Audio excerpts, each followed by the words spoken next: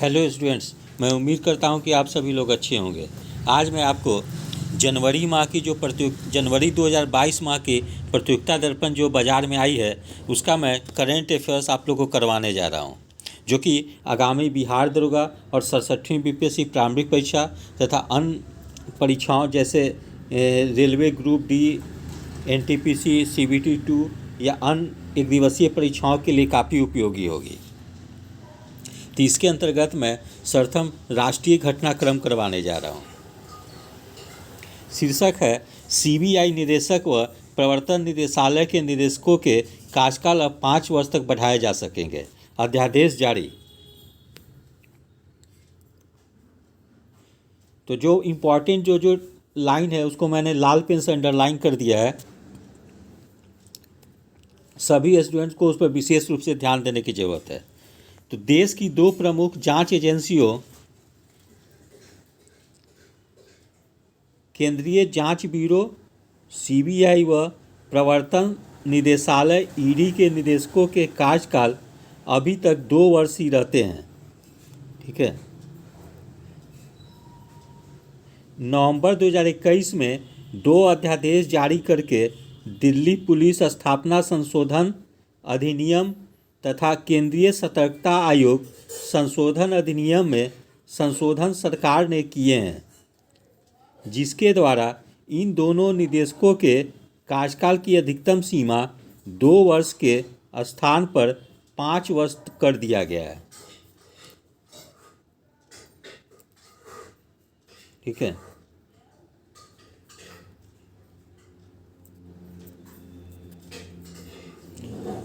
उसके बाद है अगला शीर्षक है इंदौर को लगातार 5वें वर्ष देश के सबसे स्वच्छ शहर का पुरस्कार, स्वच्छ सर्वेक्षण 2021।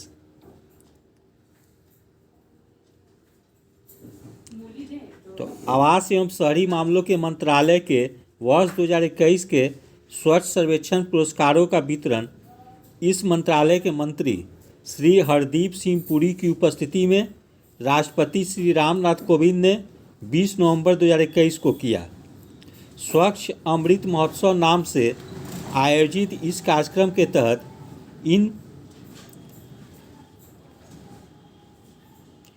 इन पुरस्कारों का वितरण किया गया और मध्य प्रदेश के इंदौर को एक बार पुनः देश के सबसे स्वच्छ शहर का पुरस्कार इन पुरस्कारों के तहत दिया गया।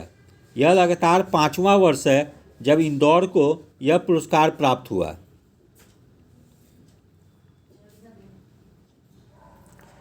फिर 10 लाख से अधिक जनसंख्या वाले शहरों में स्वच्छता शहर का पुरस्कार इंदौर को जहां दिया गया है, वहीं सूरत व विजयवाड़ा का इस मामले में क्रमशः दूसरा और तीसरा स्थान प्राप्त हुआ है।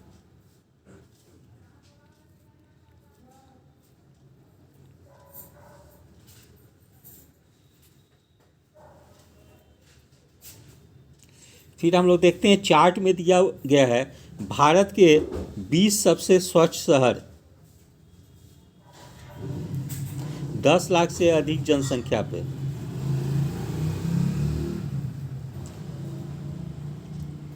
इसमें हम लोग देखते हैं इंदौर को 2021 में प्रथम स्थान, 2020 में भी प्रथम स्थान और 2019 में भी प्रथम स्थान प्राप्त हुआ है। उसका नंबर 2 पे सूरत है, सूरत को दूसरा स्थान, विजयवाड़ा नंबर 3 पे है, नवी मुंबई नंबर 4 पे है।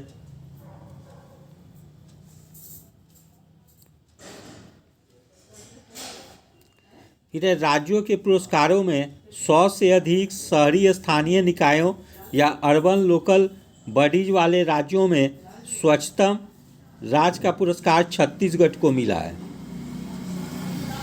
ठीक है। जबकि दूसरा और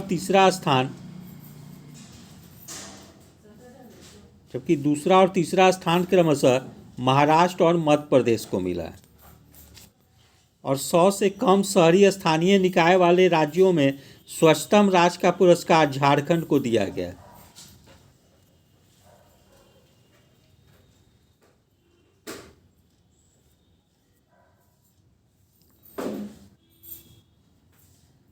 फिर आगे शीर्षक है स्कॉर्पिन श्रेणी की चौथी पनडुब्बी आईएनएस वेला नौसेना में शामिल।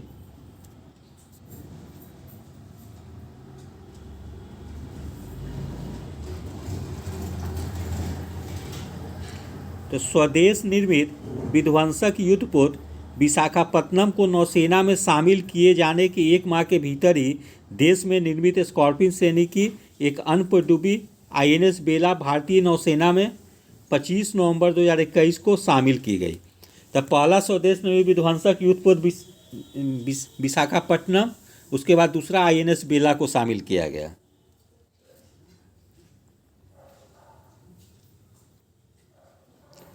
फिर है बुलेट स्कॉर्पिन श्रेणी की आईएनएस बेला का निर्माण मुंबई स्थित Mazagon dock ship builders limited द्वारा परियोजना 75 के तहत किया गया।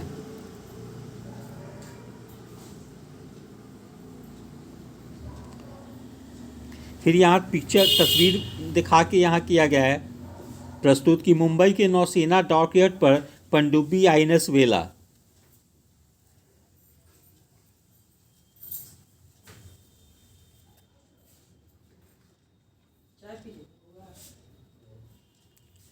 इस श्रेणी की पहली पनडुब्बी आईएनएस कलवरी थी, जिसका समुद्री परीक्षणों के लिए जलावतरण अक्टूबर 2015 में हुआ था और जिसे 14 दिसंबर 2017 को प्रधानमंत्री नरेंद्र मोदी ने औपचारिक रूप से भारतीय नौसेना में शामिल किया था।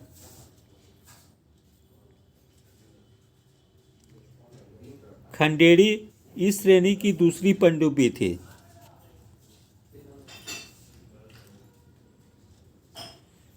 स्कॉर्पिन श्रेणी की तीसरी पनडुब्बी आईएनएस करंज थी। इस श्रेणी की चौथी पनडुब्बी आईएनएस बेला है।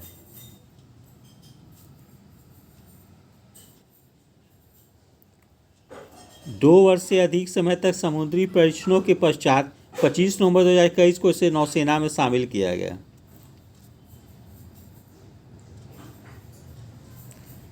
फिर नवनिर्मित पनडुब्बी बेला का यह नामकरण हिंद महासागर में पाई जाने वाली एक खतरनाक शिकारी मछली के नाम पे किया गया है। फिर आगे है नया शीर्षक है धर्म बदलने से किसी व्यक्ति की जाति नहीं बदलती, मद्रास उच्च न्यायालय का फैसला।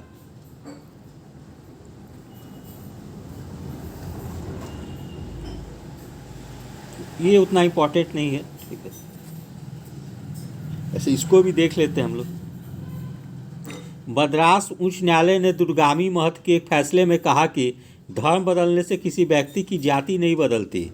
उच्च न्यायालय ने यह फैसला एक ऐसी याचिका के मामले में सुनाया जो मूलतः अनुसूचित जाति का था तथा जिसने बाद में ईसाई धर्म अपनाकर राज्य के समाज कल्याण विभाग के पुराने आदेश के तहत पिछड़ा वर्ग होने का प्रमाण पत्र प्राप्त कर लिया था।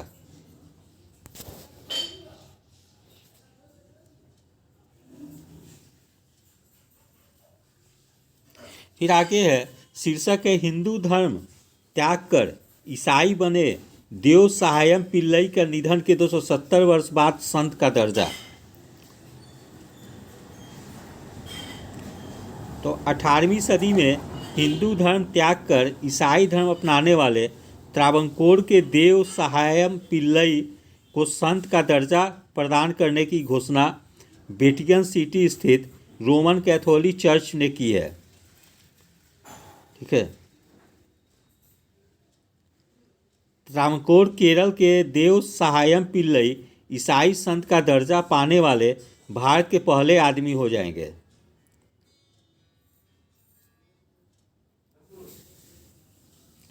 उनका मूल नाम नीलकांत पिल्लई था। 1745 ईस्वी में ईसाई धर्म अपनाने के बाद अपना नाम लेजारूस, जिसका अर्थ देव सहायम अर्थात देवों की सहायता करना होता है।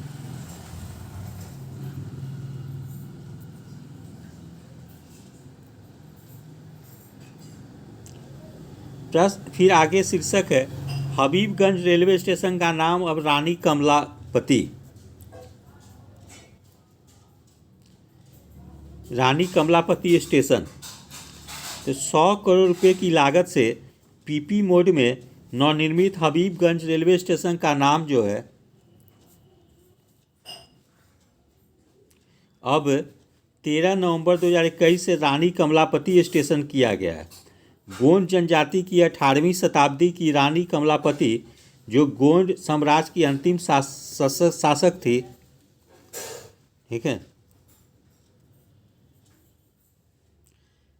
फिर पीपी मोड में तैयार किया गया रानी कमलापति रेलवे स्टेशन देश का ऐसा पहला रेलवे स्टेशन है जहां एयरपोर्ट की तरह की विश्व स्तरीय सुविधाएं उपलब्ध कराई गई है। यह देश का पहला ISO 9001 सर्टिफाइड स्टेशन है, ठीक है। पब्लिक प्राइवेट पार्टनरशिप के तहत निजी क्षेत्र के व भोपाल के ही बंसल ग्रुप के साथ अनुबंध किया गया था। हबीबगंज के बाद मध्य प्रदेश के पाताल पानी व उत्तर प्रदेश के दांदूपुर रेलवे स्टेशन के नाम में परिवर्तन। तो मध्य प्रदेश में हबीबगंज के नाम में परिवर्तन के पश्चात उत्तर प्रदेश में लखनऊ वाराणसी रेलखंड पर स्थित दांदूपुर स्टेशन का नाम मार बाराही धाम किया गया।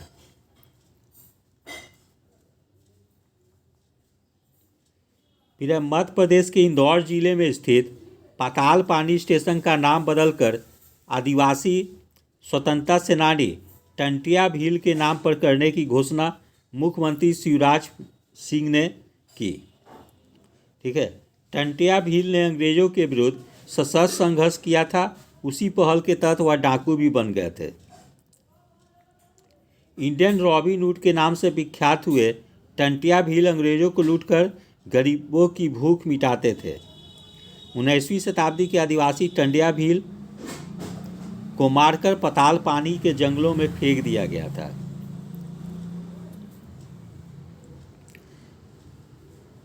फिर आगे है फैजाबाद रेलवे स्टेशन का फैजाबाद रेलवे स्टेशन का नाम अयोध्या कैंट, जहां 2 नवंबर 2021 से किया गया। वहीं इलाहाबाद जंक्शन का नाम प्रयागराज जंक्शन तथा मुगल सराय रेलवे स्टेशन का नाम दीनदयाल उपाध्याय जंक्शन किया जा चुका है। उत्तर प्रदेश के झांसी रेलवे स्टेशन का नाम रानी लक्ष्मीबाई के नाम पर करने की मांग भी प्रबल हो रही है।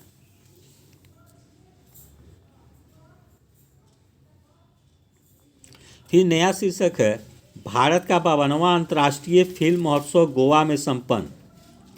तो भारत का 52वां अंतर्राष्ट्रीय फिल्म महोत्सव या international film festival of India Goa में 20 से 28 नवंबर 2021 को संपन्न हुआ। इस वर्ष या 2021 में यह 52वां महोत्सव भी हाइब्रिड तरीके से संपन्न हुआ।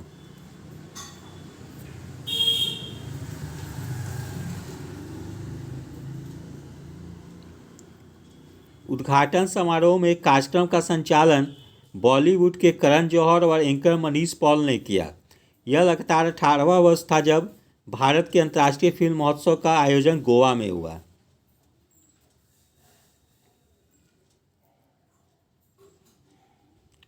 फिर आगे हम लोग देखते हैं भारत का 52वां अंतर्राष्ट्रीय फिल्म महोत्सव। आयोजन तिथि और स्थल 20 से 28 नवंबर 2021 गोवा में हुआ। महोत्सव का उद्घाटन film the king of all the world निर्देशक कार्लोस सौरा। महोत्सव की समापन फिल्म ए हीरो निर्देशक असगर फरहादी।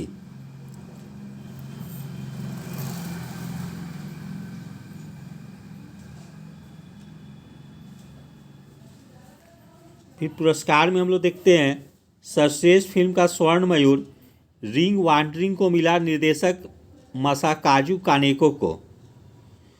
सर्वश्रेष्ठ निर्देशक का सेविंग 1 टू वॉच डेट के निर्देशक वाकलेया कंद्रिका को। सर्वश्रेष्ठ अभिनेता जितेंद्र जोशी मराठी फिल्म गोदावरी में भूमिका के लिए। सर्वश्रेष्ठ अभिनेत्री एंजिला मोलिना स्पेनिश फिल्म सॉलेट में भूमिका हेतु। इतना ही महत्वपूर्ण है।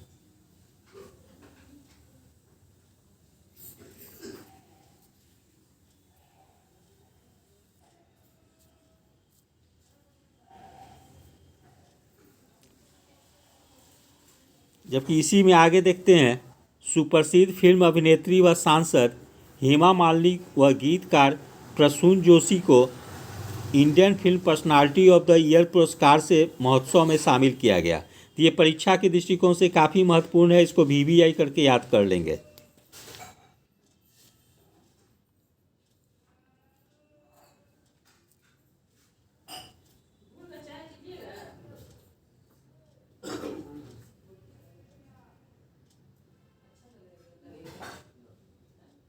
फिर कुछ दिया हुआ है महत्वपूर्ण तिथि,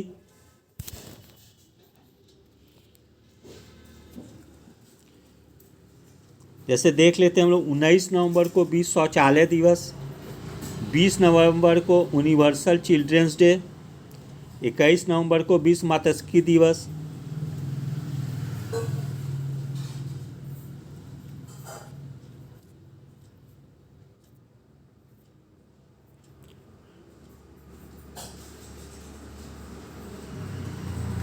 अच्छा ये बाद में देख लेंगे।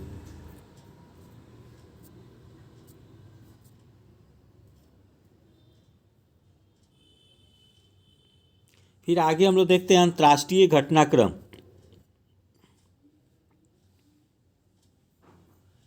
तो संयुक्त राष्ट्र जलवायु परिवर्तन सम्मेलन COP26 ग्लासगो में संपन्न। तो जलवायु परिवर्तन पर संयुक्त राष्ट्र सम्मेलन COP26 conference of parties Scotland के ग्लासगो में 31 अक्टूबर से 13 नवंबर 2021 के मध्य संपन्न हुआ। ब्रिटेन के भारतीय मूल के कैबिनेट मंत्री आलोक शर्मा की अध्यक्षता में संपन्न यह सम्मेलन 12 नवंबर तक के लिए निर्धारित था।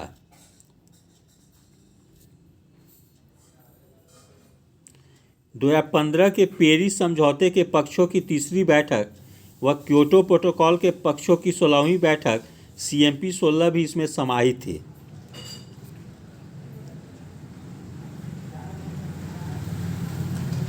फिर आगे है, United nation framework convention on climate change से संबंधित पार्टियों का ऐसा पिछला सम्मेलन COP25 दिसंबर 2019 में स्पेन की राजधानी मैड्रिड में संपन्न हुआ। तो सभी स्टूडेंट्स को ये भी याद रखना है कि COP25 2019 में कहाँ हुआ, तो स्पेन की राजधानी मैड्रिड में हुआ। 2021 में कहाँ हुआ, तो 2021 में आपका हुआ स्कॉटलैंड में हुआ, ये भी याद रखें। सॉरी, ग्लासगो में संपन्न हुआ, स्कॉटलैंड के ग्लासगो में संपन्न हुआ, ये सब याद रखेंगे।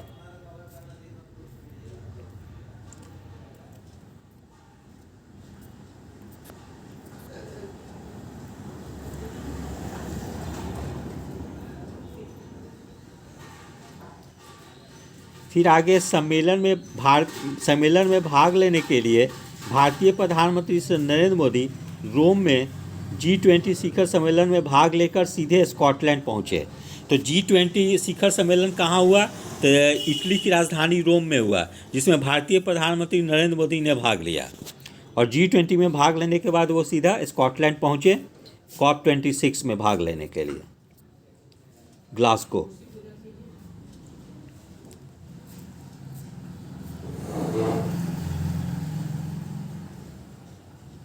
फिर आगे सम्मेलन में अपने नेशनल स्टेटमेंट के तहत 5 महत्वपूर्ण वायदे प्रधानमंत्री से नरेंद्र मोदी ने किए। भारत में गैर जीवाश्म ऊर्जा क्षमता या नॉन फॉसिल एनर्जी कैपेसिटी को 2030 तक 50 गीगावाट तक पहुंचाना, 2030 तक अपनी 50% ऊर्जा आवश्यकता नवीकरणीय ऊर्जा से पूरी करना,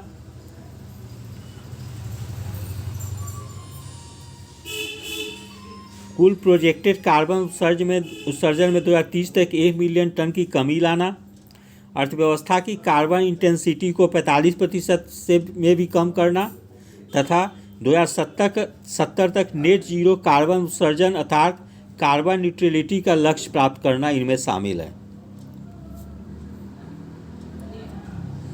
शिखर सम्मेलन के अगले दिन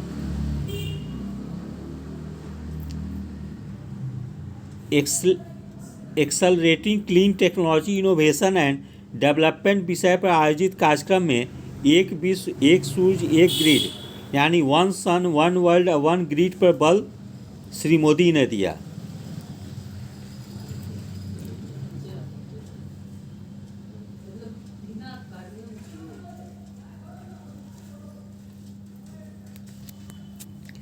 फिर है रोम में G20 शिखर सम्मेलन व ग्लासगो में टॉप 26 में भागीदारी के पश्चात प्रधानमंत्री नरेंद्र मोदी की नई दिल्ली वापसी 3 नवंबर को हुई और जलवायु परिवर्तन पर आगामी संयुक्त राष्ट्र सम्मेलन COP27 का आयोजन मूलतः नवंबर 2021 के लिए निर्धारित था। यह सम्मेलन अब 7 से 18 नवंबर 2022 को मिस्र में शर्म अल शेख में होगा।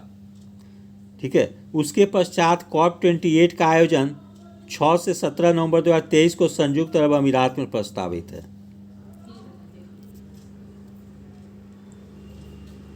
फिर आगे है अमेरिका अंतर्राष्ट्रीय सौर गठबंधन का 101वां सदस्य बना। तो सौर ऊर्जा को बढ़ावा देने के लिए भारत के नेतृत्व में 2015 में गठित अंतर्राष्ट्रीय सौर गठबंधन इंटरनेशनल सोलर अलायंस में अमेरिका के 101वें सदस्य के रूप में शामिल हो गया है। फिर सौर ऊर्जा को बढ़ावा देने के लिए इस गठबंधन की शुरुआत वर्ष 2015 में पेरिस जलवायु सम्मेलन के दौरान भारतीय प्रधानमंत्री नरेंद्र मोदी और फ्रांस के तत्कालीन राष्ट्रपति फ्रांसिस होलांद ने की।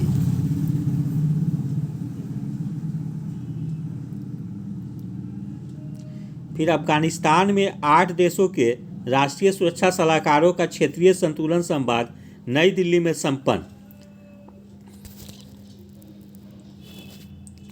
फिर अफगानिस्तान से अमेरिकी सेनाओं की वापसी तथा तालिबान के हाथ में सत्ता आने के बाद की स्थिति से उत्पन्न चुनौतियों व उनके समाधान पर चर्चा के लिए इस क्षेत्र के देशों के राष्ट्रीय सुरक्षा सलाहकारों का सम्मेलन 10 नवंबर 2021 को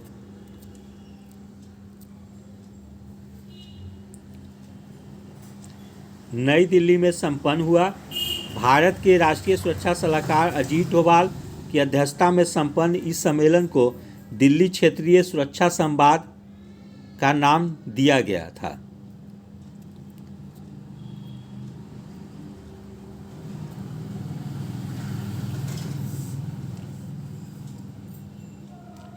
फिर आगे शीर्षक है अफगानिस्तान पर 8 देशों के राष्ट्रीय सुरक्षा सलाहकारों का क्षेत्रीय सुरक्षा संवाद नई दिल्ली में संपन्न। नहीं, ये तो बता ही थे।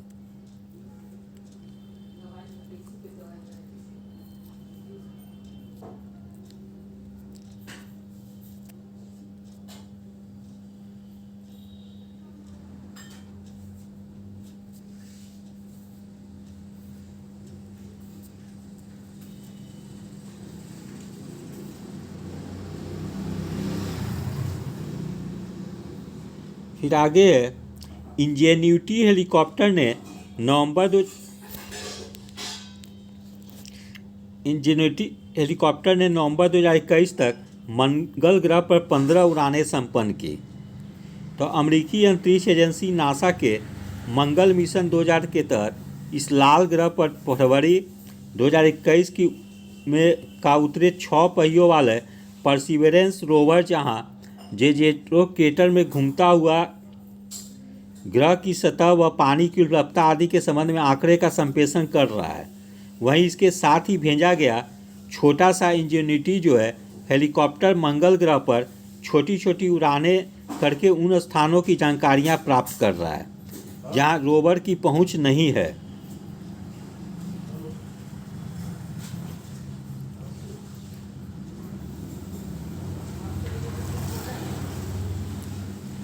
फिर अब नया शीर्षक शुरू होता है आर्थिक वाणिज्यिक और परिदृश्य, नया टॉपिक है। इसमें हम लोग सबसे पहले देखते हैं देश के सबसे लंबे एक्सप्रेसवे पूर्वांचल एक्सप्रेसवे का उद्घाटन। तो देश में सबसे लंबा एक्सप्रेसवे लखनऊ से गाजीपुर के बीच बनकर तैयार हो गया है। 341 किलोमीटर लंबे इस पूर्वांचल एक्सप्रेसवे का उद्घाटन प्रधानमंत्री नरेंद्र मोदी ने 16 नवंबर 2021 को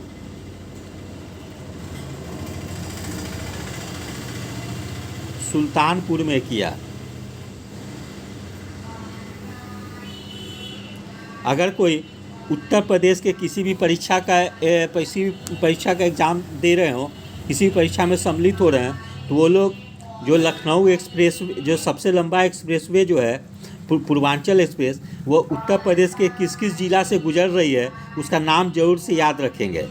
जैसे बाराबंकी, अमेठी, अयोध्या, सुल्तानपुर, अंबेडकर नगर, आजमगढ़ व मऊ अब लखनऊ व गाजीपुर से जुड़ गए हैं। तो ये सब जिलों का नाम याद रखेंगे।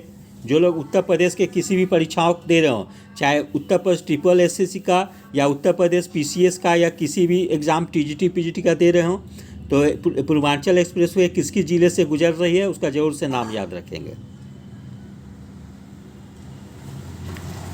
फिर पूर्वांचल एक्सप्रेसवे देश का ऐसा तीसरा एक्सप्रेसवे है जिस पर लैंडिंग व टेक ऑफ भारतीय वायुसेना के विमानों ने किया। एक्सप्रेसवे पर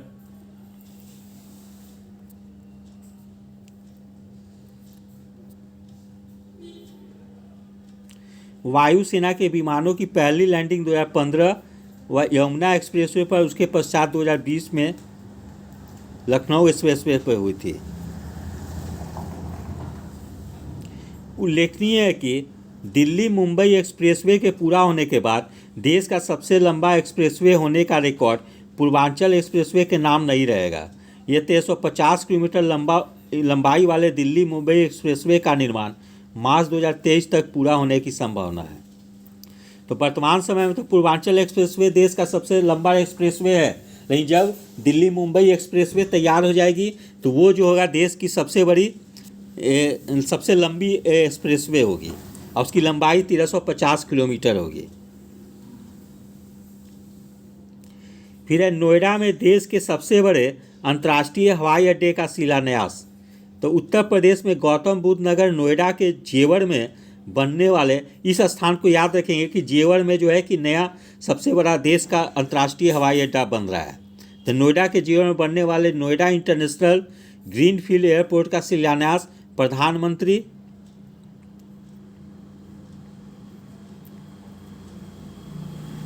श्री नरेंद्र मोदी ने 25 नवंबर 2021 को किया।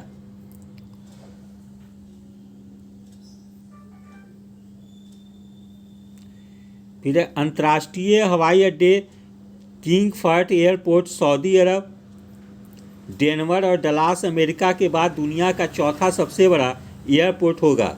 वहीं एशिया का सबसे बड़ा और उत्तर प्रदेश का 5वां इंटरनेशनल एयरपोर्ट यह होगा। यह जीरो कार्बन उत्सर्जन वाला देश का पहला एयरपोर्ट होगा।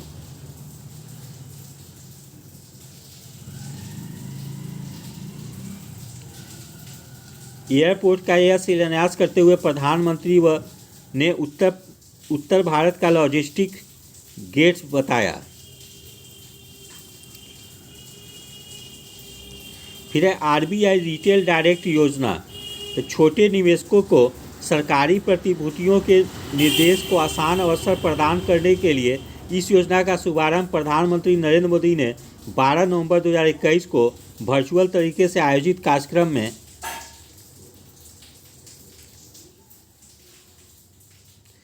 किया। इस योजना के जरिए खुदरा निवेशक या रिटेल इन्वेस्टर केंद्र व राज्य सरकारों के द्वारा जारी सरकारी प्रतिभूतियों में सीधे ही निवेश कर सकेंगे।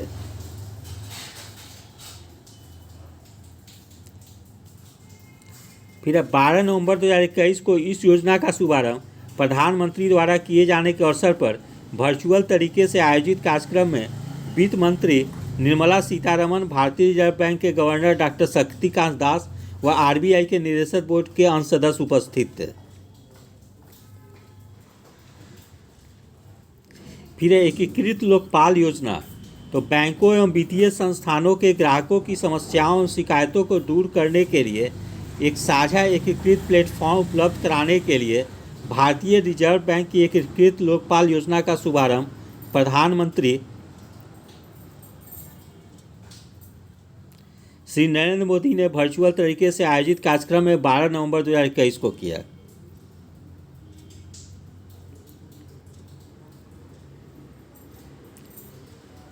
फिर है अगला टॉपिक है प्रधानमंत्री गरीब कल्याण अन्न योजना की अवधि मार्च 2022 तक बढ़ाई गई। तो कोविड-19 महामारी के दौरान निर्धनों को खाद्य सुरक्षा उपलब्ध कराने के उद्देश्य से मार्च 2020 में शुरू की गई प्रधानमंत्री गरीब कल्याण योजना की अवधि को अब मार्च 2022 तक के लिए बढ़ा दिया गया। इस योजना के तहत राष्ट्रीय खाद्य सुरक्षा अधिनियम के तहत आने वाली 80 करोड़ जनसंख्या को 5 करोड़ अनाज गेहूं प्रति माह निःशुल्क उपलब्ध कराया जाता है।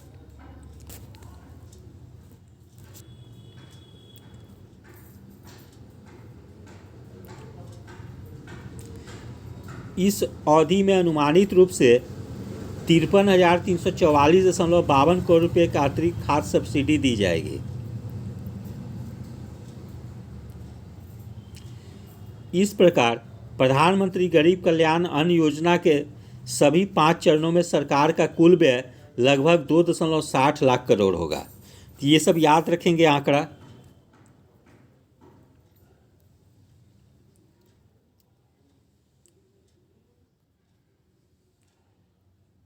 फिर आगे शीर्षक है, किसानों के प्रबल विरोध के चलते तीनों विवादित कृषि कानून वापस लिए गए।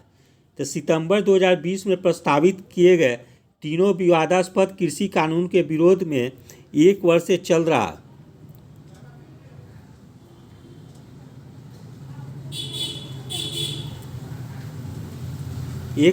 रहा किसान आंदोलन के आगे सरकार को अंततः झुकना पड़ा तथा संसद के दोनों सदनों में एक विधेयक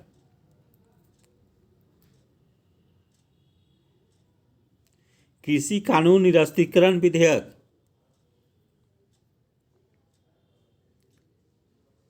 2021 शीत सत्र के पहले ही दिन 29 नवंबर 2021 को पारित कर इन्हें वापस ले लिया गया।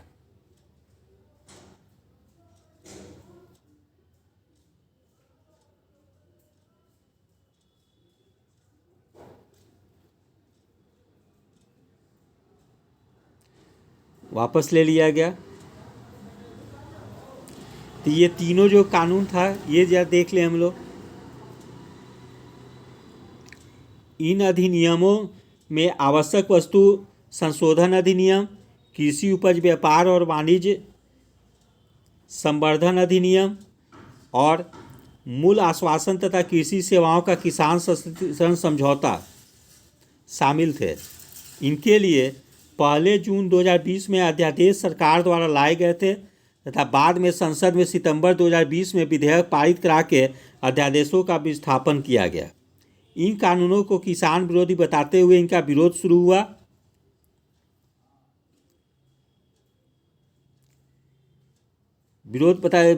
जिसे किसानों द्वारा किया जा रहा था।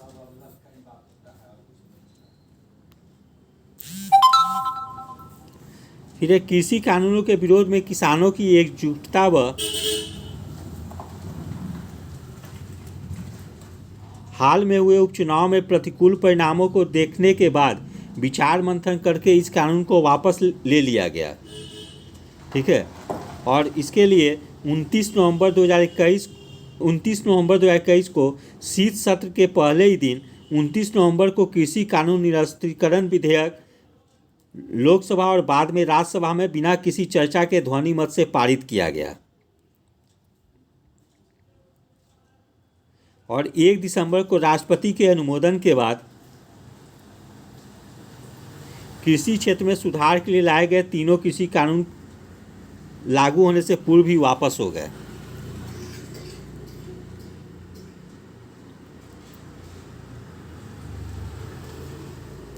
इन कानूनों की वापसी के साथ ही उचित मूल्य पर फसलों की खरीद सुनिश्चित करने के लिए न्यूनतम समर्थन मूल्य की गारंटी, पराली जलाने पर जुर्माना व जेल की सजा के प्रावधान की समाप्ति, बिजली संशोधन विधेयक 2020 आदि की अपनी मांग को उन्होंने दोहराया और कृषि मंत्री नरेंद्र सिंह तोमर ने किसानों से अपना आंदोलन वापस लेने की अपील करते हुए 27 नवंबर को घोषणा की कि पराली जलाना अब अपराध की श्रेणी में नहीं आएगा। न्यूनतम समर्थन मूल्य से संबंधित मांग, वह किसानों की अन्य समस्याओं के निवारण के लिए एक समिति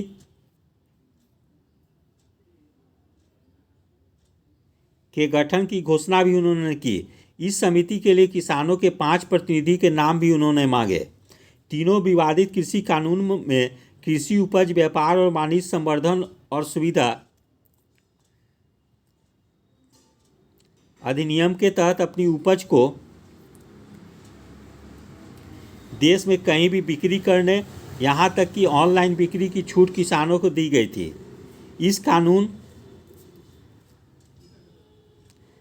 के मामले में किसानों की प्रमुख आपत्तियां यह थी कि भंडारण व्यवस्था समुचित न होने के कारण अच्छी कीमत का इंतजार वे नहीं कर सकते तथा बेचने में देरी करने से न्यूनतम समर्थन मूल्य से भी कम मूल्य पर अपनी उपज उन्हें बेचनी पड़ेगी। दूसरे मूल्य आश्वासन तथा कृषि सेवाओं पर किसान सशक्तिकरण और संरक्षण कानून समझौता के तहत किसानों को अपनी उपज की बिक्री के लिए क्रेताओं के साथ लिखित समझौता पहले से ही करने की छूट दी गई थी। इससे किसानों को अपनी उपज का पहले से तय किया हुआ मूल्य प्राप्त करने की गारंटी निहित थी। किसानों के अनुसार इससे उन्हें नहीं बल्कि क्रेता कंपनियों को ही फायदा होगा। वापस लिया गया तीसरा कानून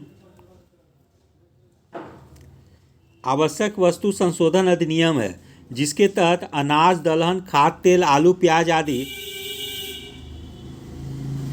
अब आवश्यक वस्तुओं की सूची से बाहर कर दिए जाते,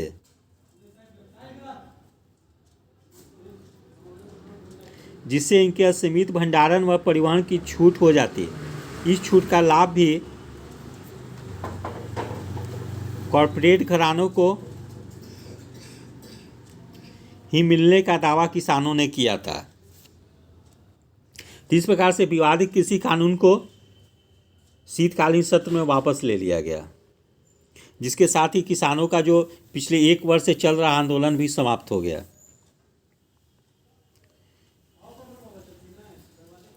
फिर आगे है, शीर्षक है नेशनल फैमिली हेल्थ सर्वे 5 के अनुसार देश के अधिकांश राज्यों में महिलाओं की संख्या अब पुरुषों से अधिक, कुल प्रजननता दर भी 2.1 से कम। तो राष्ट्रीय परिवार स्वास्थ्य सर्वेक्षण नेशनल फैमिली हेल्थ सर्वे के 5वें संस्करण के परिणाम से देश में हो रहे जनांकीय परिवर्तनों का आभास होता है। पहली बार इन आंकड़ों से यह पता चला है कि देश में महिलाओं की संख्या अब पुरुषों से अधिक है। 2019-21 के 2 चरणों में कराए गए सर्वेक्षण में देश में प्रति 1000 पुरुषों पर महिलाओं की संख्या 1020 हो गई है। तो ये परीक्षा के दृष्टिकोण से काफ़ी महत्वपूर्ण है। ये जो 1020 जो है आंकड़ा, इसको जरूर से सभी अभ्यर्थी याद रखेंगे, ठीक है। फिर आगे है, स्वास्थ्य एवं परिवार कल्याण मंत्रालय द्वारा international institute of population studies के निर्देशन में कराए गए नेशनल फैमिली हेल्थ सर्वे का पहला चक्र 1992-93 के लिए था, जिसके पश्चात 4 और सत्र 2019-20 तक संपन्न कराए जा चुके हैं।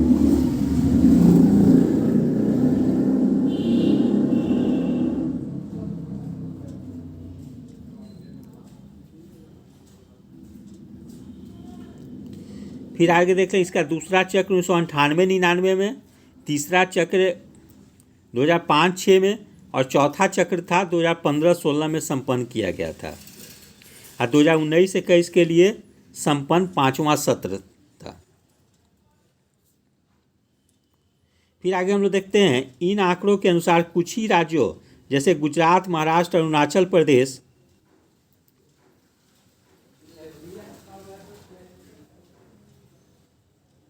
हरियाणा, मध्य प्रदेश, पंजाब तथा केंद्र शासित क्षेत्र चंडीगढ़ चंडीगढ़, जम्मू कश्मीर, दिल्ली, अंडमान निकोबार, दादरा और नगर हवेली और लद्दाख में स्त्रियों की संख्या पुरुषों से कम है, जबकि अन्य सभी राज्यों में स्त्रियों की संख्या पुरुषों से अधिक है।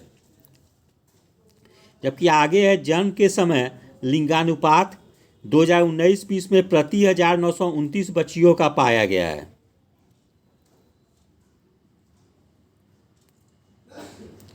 फिर है लिंगानुपात शहरों की तुलना में गांवों में बेहतर।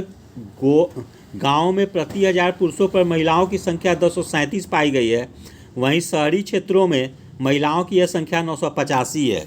इसका अर्थ है कि ग्रामीण क्षेत्र में प्रति 1000 पुरुष पर महिलाओं की संख्या ज़्यादा है, जबकि शहरी क्षेत्रों में प्रति 1000 पुरुषों पर महिलाओं की संख्या काफ़ी कम है। NFHS 5 से यह संकेत प्राप्त होता है कि देश अब स्थिर जनसंख्या की ओर अग्रसर है। सर्वेक्षण के अनुसार केवल 5 राज्यों बिहार, मेघालय, मणिपुर, झारखंड, उत्तर प्रदेश में यह दर 2% से अधिक है। टोटल फर्टिलिटी रेट मतलब प्रजनन दर। फिर आगे नेशनल फैमिली हेल्थ सर्वे के तहत छोटे से सैंपल से ही आंकड़े एकत्रित किए जाते हैं। 2019-20 के सर्वेक्षण के तहत 6.5 लाख परिवारों से ये आंकड़े एकत्रित किए गए थे।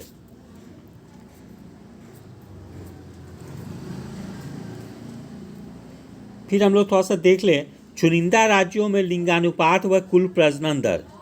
तो बिहार का मेन देख लेते हैं हम लोग। बिहार में लिंगानुपात प्रति 1000 पुरुषों पे 1090 है, जबकि कुल प्रजनन दर 3% है।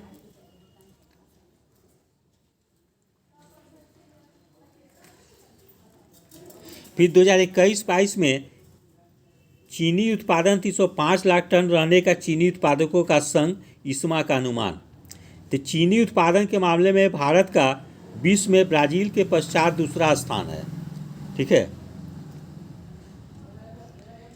लेकिन बड़ी मात्रा में गन्ना के रस का इस्तेमाल इथेनॉल उत्पादन में कर लिए जाने के कारण उत्पादन घटा है।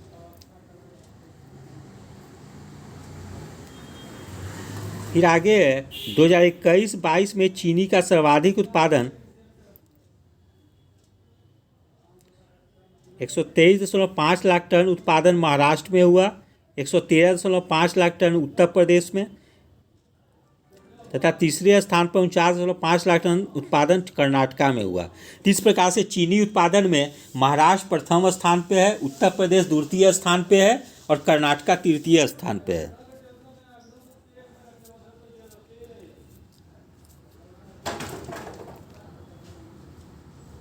फिर आगे नया शीर्षक है नीति आयोग के बहुआयामी निर्धनता सूचकांक की दृष्टि से निर्धनता के मामले में बिहार का पहला और झारखंड का दूसरा स्थान है।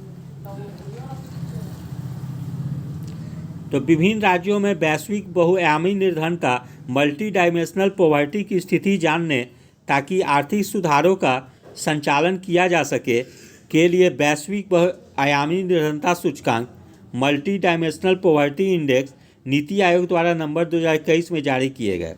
नीति आयोग द्वारा विभिन्न राज्यों में निर्धनता का आकलन 3 क्षेत्रों स्वास्थ्य, शिक्षा और जीवन स्तर से जुड़े 12 सूचकांकों के आधार पर किया गया है। इनमें पोषण, बाल और किशोर मृत्यु दर, प्रसव पूर्व स्वास्थ्य सुविधा की उपलब्धता, पढ़ाई के लिए वर्ष, स्कूल में स्थिति, सफाई, पेयजल, बिजली, घर, संपत्ति व बैंक खाते जैसे सूचकांक शामिल है। इन सूचकांकों के आधार पर देश का सर्वाधिक निर्धन राज्य बिहार है। ठीक है, इसको याद रखेंगे, ये परीक्षा के दृष्टिकोण से काफ़ी महत्वपूर्ण है, खास करके बिहार के जो भी परीक्षाएं आयोजित होगी, जहाँ 51.91% लोग निर्धन बताए गए हैं।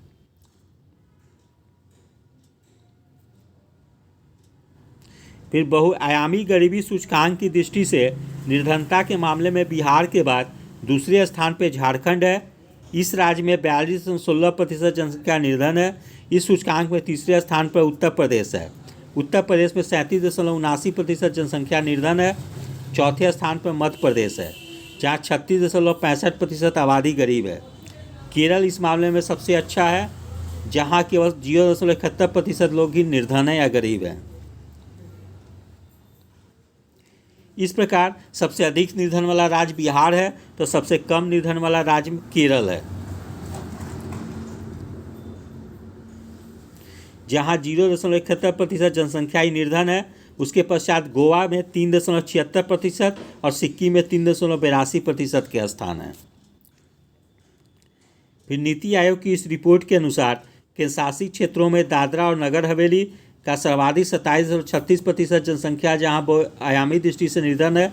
सबसे कम 1.72% निर्धन पुडुचेरी में है।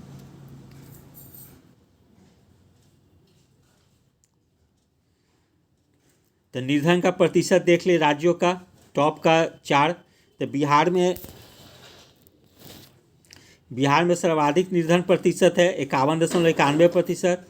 झारखंड में है 42.16%। उत्तर प्रदेश में है 37.79%। मध्य प्रदेश में है 36.65%।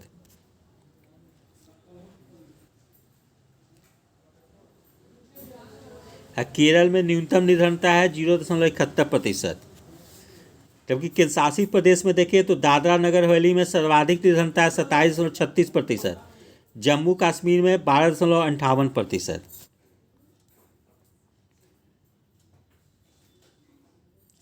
फिर भारत का 40वां अंतर्राष्ट्रीय व्यापार मेला नई दिल्ली में संपन्न।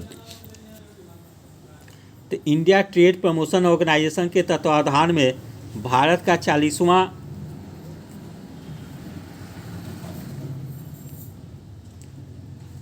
अंतर्राष्ट्रीय व्यापार मेला या इंडिया इंटरनेशनल ट्रेड फेयर 2021 14 से 27 नवंबर 2021 को नई दिल्ली के प्रगति मैदान में संपन्न हुआ।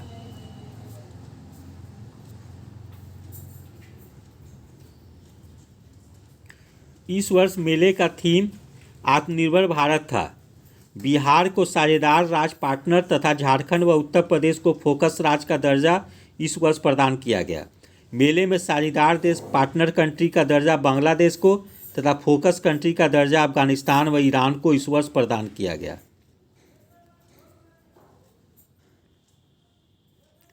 जबकि राज्यों में सर्वश्रेष्ठ पवेलियन का पुरस्कार बिहार को दिया गया।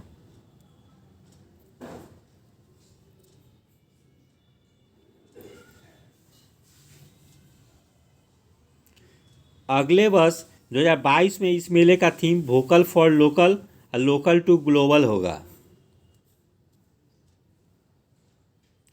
फिर आगे नया शीर्षक है 2020-21 में रिकॉर्ड बागवानी उत्पादन, कृषि मंत्रालय का तीसरा अग्रिम अनुमान। तो संदर्भित वर्ष 2020-21 में इन उपजों का उत्पादन 33.1 करोड़ टन रहा, जो इनका अब तक का सर्वोच्च स्तर है।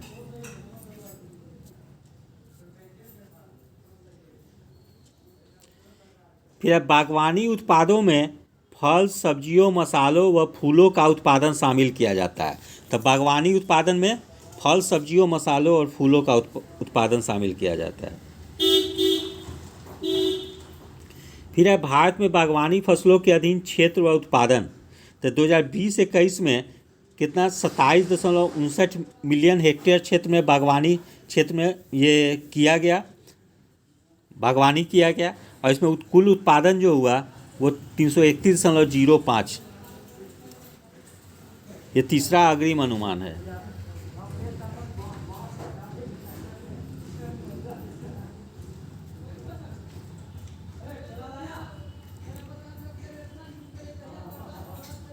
फिर आगे शीर्षक है कोरोना के डेल्टा वेरिएंट के पश्चात अब नए ओमिक्रॉन वेरिएंट से दहशत। तो कोरोना के डेल्टा वेरिएंट से अभी विश्व उबरा ही था कि जनजीवन व अंग गतिविधियाँ भी समान की ओर अग्रसर ही हो रही थी कि इस वायरस के एक नए वेरिएंट ने पूरी दुनिया को एक बार पुनः दहशत में ला दिया है। कोरोना का यह ओमिक्रॉन वेरिएंट नवंबर 2021 में सबसे पहले दक्षिण अफ्रीका में सामने आया, ठीक है, जिसके पश्चात बोत्सवाना, ब्राज़ील, चीन, मॉरिशस, ऑस्ट्रेलिया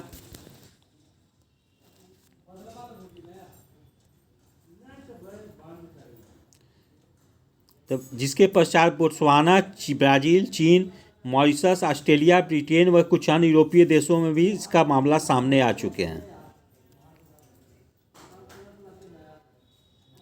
विश्व स्वास्थ्य संगठन WHO ने इसे वेरिएंट ऑफ कंसर्न अर्थात चिंताजनक वेरिएंट घोषित किया है।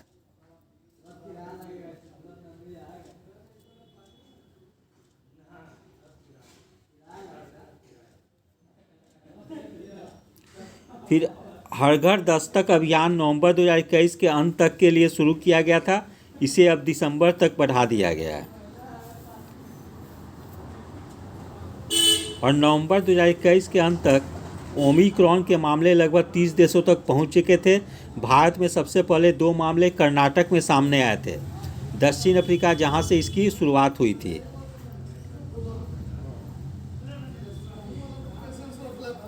50,000 से अधिक मामले दर्ज किए जा चुके थे।